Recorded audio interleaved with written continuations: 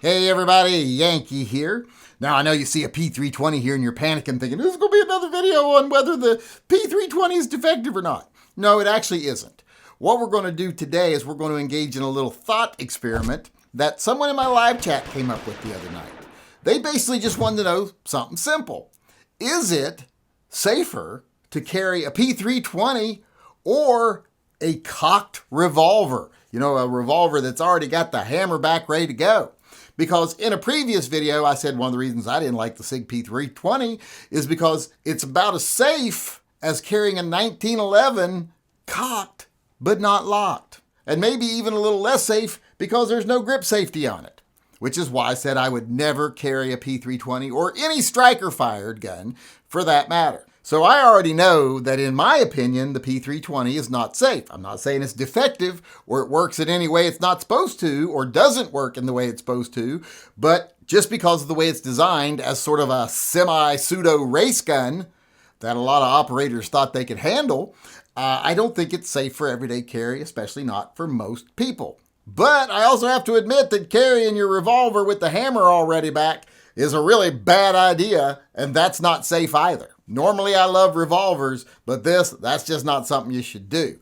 But which of these two things is most dangerous? Well, it's all going to come down to how easy is it for that trigger to be activated on either one for that gun to go off? How easy is it going to be for you to have a negligent discharge? And that is the actual word, negligent discharge. Uncommanded discharge is just a bullshit term that some people with an agenda came up with so that they could demonize the tool and not the tool user when they do something stupid. So we're going to say negligent discharge. Now to do this, we're going to have to determine a couple of things.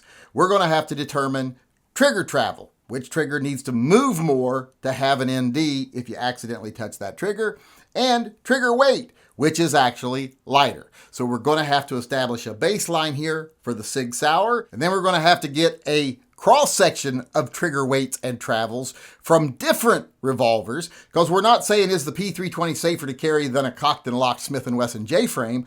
I want to have a more across-the-board reference here to work with, so I'm going to do several snub-nose revolvers because, you know, they all might have different trigger travels and they might have different trigger weights, but they're all going to be double-action, single-action revolvers so that the hammer can be cocked back, and we're going to see, like I said, how far the trigger travels and how heavy is that trigger, and then compare it to the P320 and see which one would be more likely to have a negligent discharge. All right, first, let's get the average trigger pull weight of the P320. We've done this recently, but let's do it again.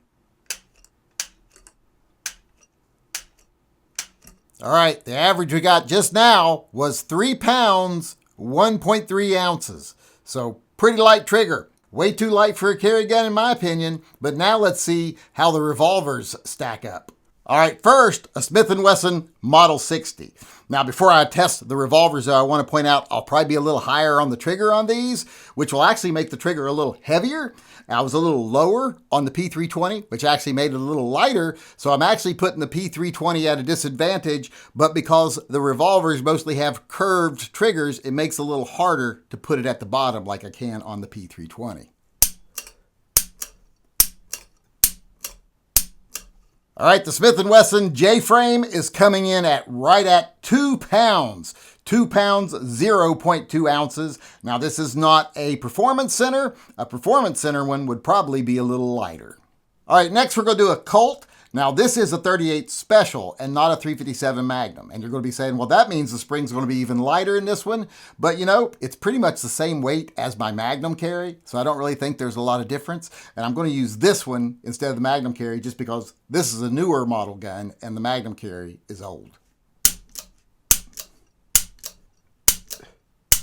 All right, the Colt is just a little bit heavier than the Smith & Wesson. It is 2 pounds and 2 ounces. Now, if this was a Python, it'd be a little smoother and a little lighter. But since it is a more base level gun from Colt, it's a little bit heavier than the Smith. Now we're going to do the Kimber K6S double action, single action.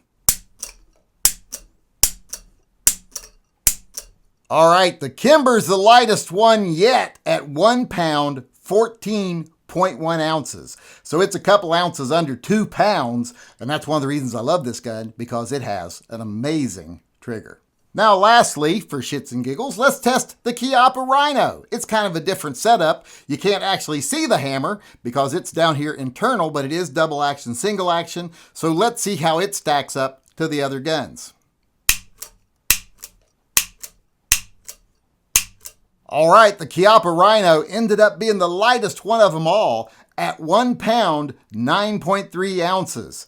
So this thing's coming in over 6 ounces, under 2 pounds. That's a light trigger, and I'm sure it has something to do with that internal hammer. So there, as you can see, once we actually measure the trigger weights, the trigger on the P320 is heavier, often twice as heavy.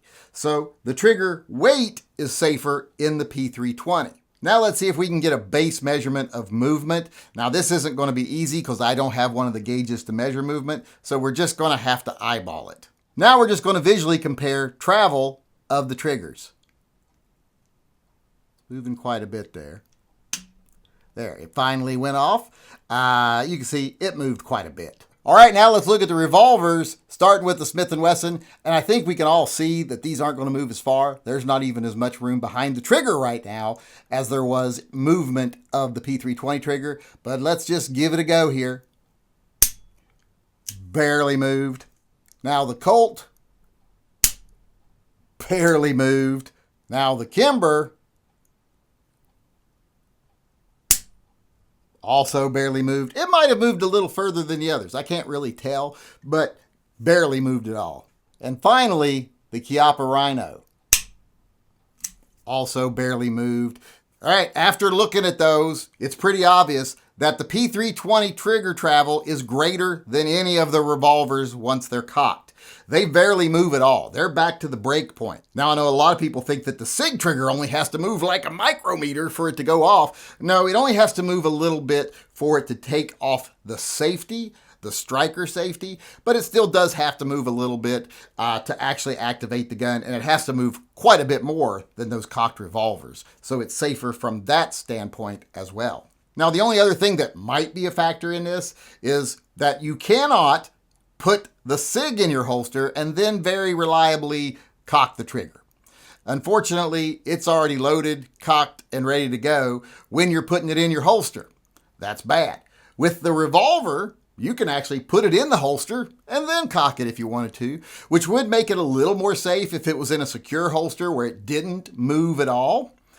So both of these guns could be in a holster that's safe and didn't allow them to move, and they would be safe. But with the revolver, you can actually get it ready to go after it's already in the holster. You can't do that with the SIG. But then once again, when you went to draw your gun, if that finger goes somewhere it's not supposed to be, which is what usually happens on NDs when you're actually drawing the gun, well, once again, trigger travels shorter and lighter on the revolver. So once again, it's less safe. So in the end, even though I think this gun is not safe for carry, it is safer to carry than a cocked revolver. But here's the thing. Who's going to carry their revolver around cocked? This gun is far safer overall than this gun unless you do something really stupid with it. And that's kind of like how the SIG P320 is. If you understand what it is and you use it properly, it's not dangerous. But if you do something stupid, well, then this gun is very dangerous, and unfortunately, it's easier to do something stupid with this gun than it is this gun. I mean, because who really is going to cock the hammer and then carry their revolver?